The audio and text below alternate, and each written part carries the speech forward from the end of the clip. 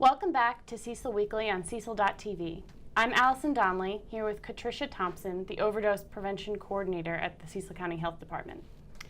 Katricia, can you tell us a bit about your program and the resources available to Cecil County residents through the Overdose Prevention Program? Sure. So I'm a part of the Opioid Misuse Prevention Program, which is basically a program to bring awareness about addiction and the resources that are available for prevention, treatment, and recovery in Cecil County and around the state of Maryland. This initiative was put together by the state of Maryland to make sure that we can raise awareness and bring down the stigma, which is something that's very big and can be very challenging for, of course, communities like Cecil, who have family members who, go through addiction with their family, with their other family members, or, just a friend, anybody. It can be anybody. So some of the parts of the opioid misuse prevention programs are rewriteyourscript.org. So this is basically a resource hub, rewriteyourscript.org. Go to that, and you can see where there's all the resources listed for Cecil County and some educational tools for the prescriber or the parent who wants to, find out, okay, what can I look for in my child to see that maybe I see some changes in them, or just for the average general person in the population who just wants to help. It's a very good tool, and again, it has things like the Narcan as well. Narcan is a good tool. It has some controversy surrounding it. Right. But Narcan is a good tool to make sure that we can help someone getting to, treatment to therefore get to recovery. So on that note, can you talk a bit about the Overdose Prevention Act? Of course. So the HOPE Act of 2017 is the heroin and opioid prevention effort, which was put out by Governor Hogan.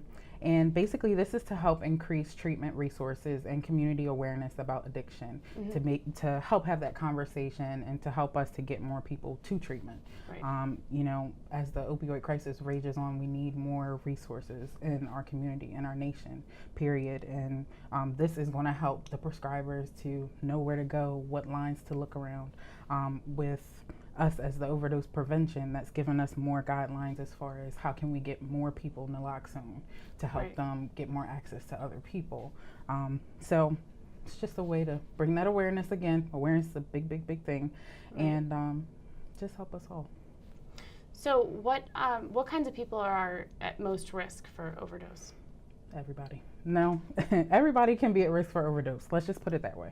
But the biggest thing is for someone who's had an opioid addiction before, if they've had a recent abstinence where they just had a long period of time where they haven't had opiates, someone who also has also prior overdose, someone who uses alone, because when you're using alone, nobody really knows what is too much, and you don't have someone there to aid you if something happens or goes wrong. Right, look out for you.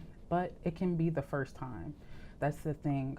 Now we're seeing that the substances are getting stronger, and there are some people out there who are using it the first time and not making it. So it's one of those things you have to proceed with caution. Has the Good Samaritan Act, the law? Yeah. Good Samaritan law.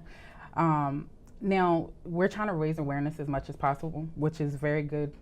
It's a good part of our training that we tell people about the Good Samaritan law and try to educate them on how you helping someone with the Good Samaritan law being in place, that you also won't get in trouble, because that's one of the things, that's a barrier for why people end up overdosing and dying, is because the other person is afraid of getting in trouble. Right, yeah. So it's definitely helping. I don't know the statistics on it, but it's another tool yet again to help. So how can citizens help with the Overdose Prevention Initiative? One thing they can do is they can come and get trained in overdose response. Some people have some kind of hard feelings about it, or may seem to think that Narcan is a cure-all. It is not a cure-all. Right. It's a stopgap measure. It's a Band-Aid.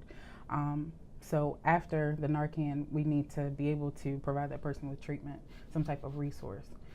Having the Narcan is only the first part. And knowing the resource, which is another part of the training, is a big, big key thing. Right. So it makes that family member who was uncomfortable in the first place have something that will make them feel a little more sure of themselves. Also, just getting them involved. There are things out in the community. There are coalitions in the prevention realm, such as the Drug-Free Communities, Maryland Strategic Plan Framework 2, that's a mouthful. And then also Opioid Misuse Prevention Program and Drug Free Cecil.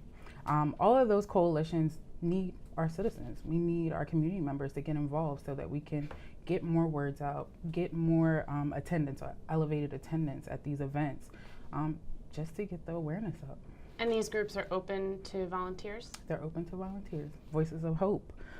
There are many different places in the county, and you can go. That can start at rewriteyourscript.org, and you'll see some of those things up there. Very cool. Well, thank you so much for being here. Not a problem. Nice to meet you. Thank you.